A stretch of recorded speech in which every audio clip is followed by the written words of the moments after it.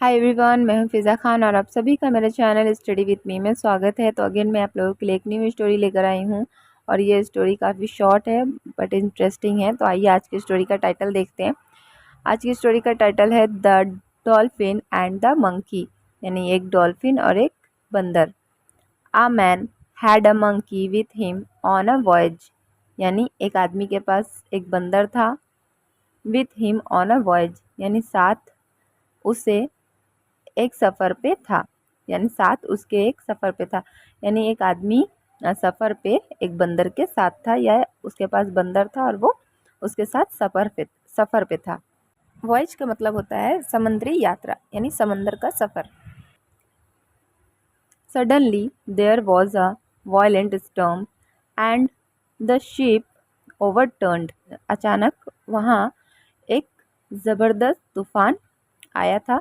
देखिए, वायलेंट का मतलब होता है हिंसा, ज़बरदस्त यानी ज़बरदस्त तूफान आया तो तबाही मचाने वाला तूफान वो था। तो एक ज़बरदस्त तूफान आया था वहाँ। एंड द शिप ओवरटर्न्ड, और शिप यानी जहाज पलट गया। ओवरटर्न यानी पलट गया। यहाँ अचानक वहाँ एक ज़बरदस्त तूफान आया और जहाज जो है पलट गया। Everyone including the monkey jumped into the sea. Everyone यानी हर कोई, इंक्लूडिंग यानी शामिल हुआ, द मंकी यानी मंकी भी शामिल हुआ, जम्प्ड इनटू द सी यानी समंदर में कूदा, यानी हर कोई मंकी भी यानी मंकी भी साथ में शामिल था। मंकी भी जो है समंदर में कूदा, यानी बंदर समेत हर कोई समंदर में कूद गया। A dolphin mistook the monkey for a man and carried him towards the shore।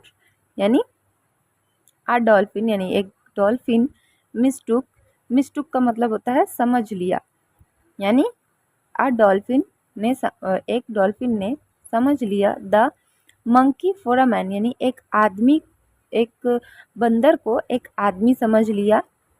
And carried him और उसे उठाया टूवर्ड्स की ओर द शोर, यानी किनारे की ओर उठा लिया। किनारे की ओर लाने के लिए एक डॉल्फिन ने एक बंदर को आदमी समझकर उठा लिया।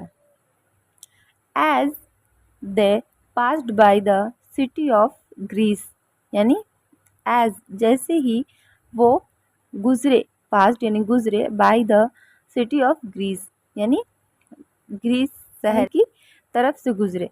ये जो बाई का मतलब होता है कि तरफ से।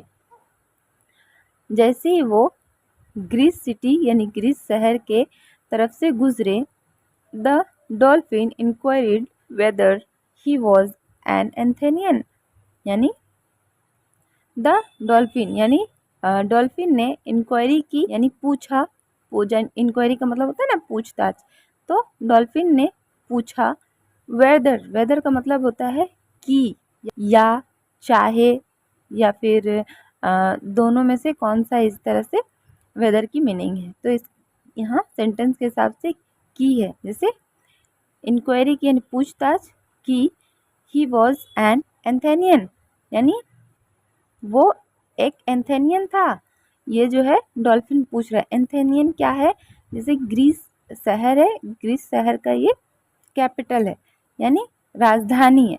जैसे जैसे उसने पूछा कि तुम एंथेनियन हो, यानी ग्रीस जो है, ग्रीस शहर का ये राजधानी है, तो इस राजधानी के रहने वाले हो यानी एंथेनियन हो। The liar monkey replied yes, यानी झूठे मंकी ने यानी झूठे बंदर ने रिप्लाई दिया, जवाब दिया, यस हाँ। The dolphin asked him if he knew Piraeus, यानी डॉल्फिन ने उससे पूछा अगर तुम पायरियस जानते हो। पायरियस क्या है बंदरगाह। बंदरगाह किसको कहते हैं, यानी जहाँ पे समुद्री जहाज रुकता है उस जगह को बंदरगाह कहते हैं। तो ये बंदरगाह कहाँ पे है, ये ग्रीस शहर पे। ग्रीस शहर पे एक बंदरगाह है, तो उसी के बारे में वो बोल रहा है कि तुम जानते हो, अगर तुम इस बंदरगाह को जानते हो।